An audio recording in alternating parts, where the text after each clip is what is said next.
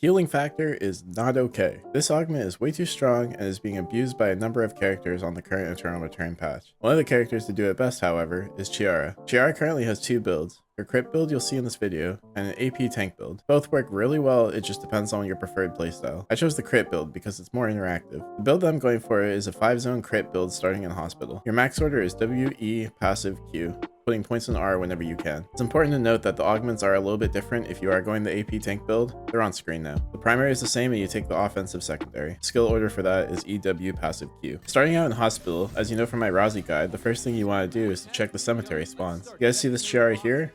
Don't be like them. They have a free looting zone to the right. It's literally uncontested, and they decide to grief me and themselves by 1, coming into my loot distribution zone and dividing the two items between the two zones. I end up getting my scissors stolen because of that, but I did manage to grab an extra alcohol still. Hospital in the SEM is a pretty good indication that you're going to be building mocha bread for your route. If you do have alcohol in your build, make sure you grab 2. Because of your chest piece being Changpao, you don't need to worry about your water for SP. Chug them down and move on to SEM. In SEM, I like taking the rightmost path because it's the fastest way in the chapel. You also need 2 flowers, which I think you can get from 1 distribution, but more often than not, you'll probably end up needing 2. As you head in the chapel, get jump scared by a bot and start crafting your chest piece so that you have SP drinks. Between mocha bread and the flower liquor, you basically are pretty good for early game fights. Your third zone is Avenue, and this is where your weapon comes online. You're also going to want to grab your leather in this zone since only leather in Pond is off bears. If you're fast, they won't have spawned yet. Heading to Pond, I ran into the Chiara that griefed me off the start.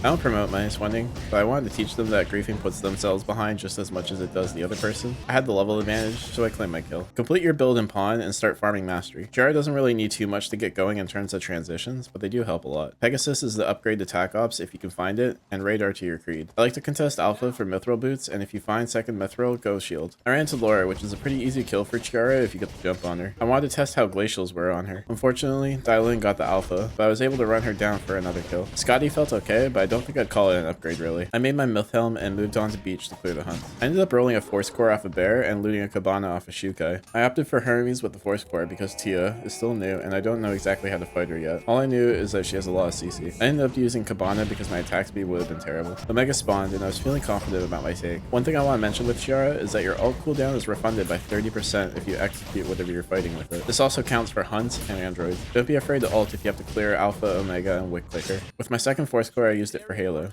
I was basically half AP, half crit at this point, and to be honest, it was still working fine. I definitely recommend sticking to one or the other, but if you're in a position where you're going a mix of both, don't fret. 2 Chloes left in the lobby, which I feel isn't a great matchup for Chiara, and an Emma. I found some bamboo traps on the ground and I wanted to test if Wick can aggro traps. Turns out she can't. I felt with a lot of people nearby, I could easily grab the legendary chest and not miss anything going on at Wick. Unfortunately, the Chloe runs right by it and leaves it free for Emma. -1 Wick, but +1 Emerald tablet for me, I guess. I opened another legendary chest in Forest and found a gun buy. I felt like at this point I'm basically AP, so it was the better option. Boy, was I right though. I jump scared the Wick buffed Emma and she didn't even have a chance to fight back. Chloe was making the smart play and gatekeeping me off chapel exit. I had a decent mastery lead which helped me bully my way in. I got a lot of damage off on Nina and pushed her out of the fight. I don't think Chloe accounted for how short my ult cooldown was though and got baited into committing without Nina. Chloe without Nina is pretty free, so I picked up the easy one. That's going to be it for this video. Let me know in the comments what character you want to see next. Healing factor is good on a number of characters, so maybe healing factor Leon or healing factor Camillo next. Thanks so much for watching if you made it to this point. Like the video if you enjoyed and subscribe for more videos similar to this one, and I'll see you in the next video.